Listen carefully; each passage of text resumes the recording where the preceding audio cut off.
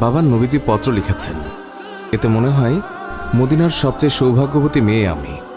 মেয়ের মুখে এই কথা শুনে বাবা আলহামদুলিল্লাহ বলে ওই সাহাবীকে ফিরিয়ে নিয়ে আসলো। বলল, তুমি যে আমার মেয়েকে বিয়ে করবে, দেনমোহর হিসেবে কি দেবে? তখন কালো সাহাবী বলল, আমার কাছে নবীজির ভালোবাসা ছাড়া আর কিচ্ছু নেই।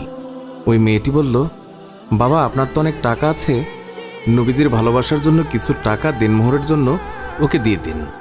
মালিক আরও বলল, বিয়ে যে করবে, কিছু কেনাকাটা করেছ আমার মেয়েকে সাজানোর জন্য? কালো সাহাবীর উত্তর, আমার কাছে কোনো টাকা নেই।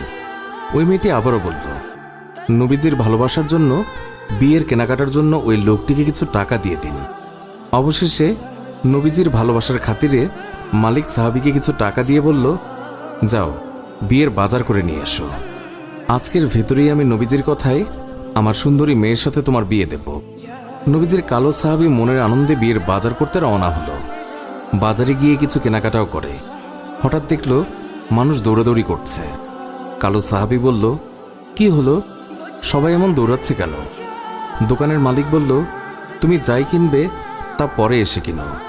আমাদের সম্পদ মুসলিম বিশ্বের হযরত মুহাম্মদ সাল্লাল্লাহু আলাইহি ওয়াসাল্লামকে শত্রুরা আক্রমণ করেছে।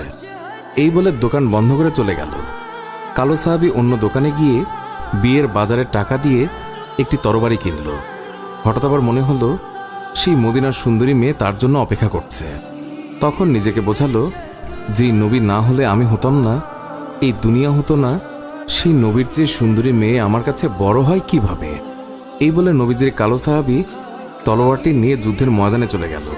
কিতাবে আছে, ওই যুদ্ধে নবীজির ৭০ জন সাহাবী শহীদ হয়েছিলেন, তার মধ্যে কালো সাহাবীও একজন। নবীজি অশ্রুসিক্ত হয়ে বলল, আমার আদরের সাহাবীদের রক্তমাখা অবস্থায় দাফন করে দাও।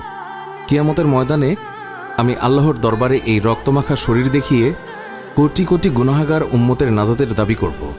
হঠাৎ নবীজির চোখ পড়ল কালো সাহাবীর দিকে, রক্তমাখা শরীর নিয়ে এসে পড়ে আছে। নবীজি চিৎকার দিয়ে বলল, এই আমার কালো সাহাবীর লাশ, আজকে তার তো বিয়ে হওয়ার কথা ছিল। কয়েকজন সাহাবী বলল, হুজুর, আপনার কালো সাহাবী বিয়ের বাজার করতে গিয়েছিল, কিন্তু যখন শুনল শত্রুরা আপনার উপর আক্রমণ করেছে, তখন সে যুদ্ধের বাজার করেছে। নবীজি কান্না বিজড়িত অবস্থায় কালো সাহাবীর দিকে তাকালো। কিছুক্ষণ পর হাসি মুখে বলল, দাও, তোমরা আমার কালো সাহাবীকে দাফন করে দাও।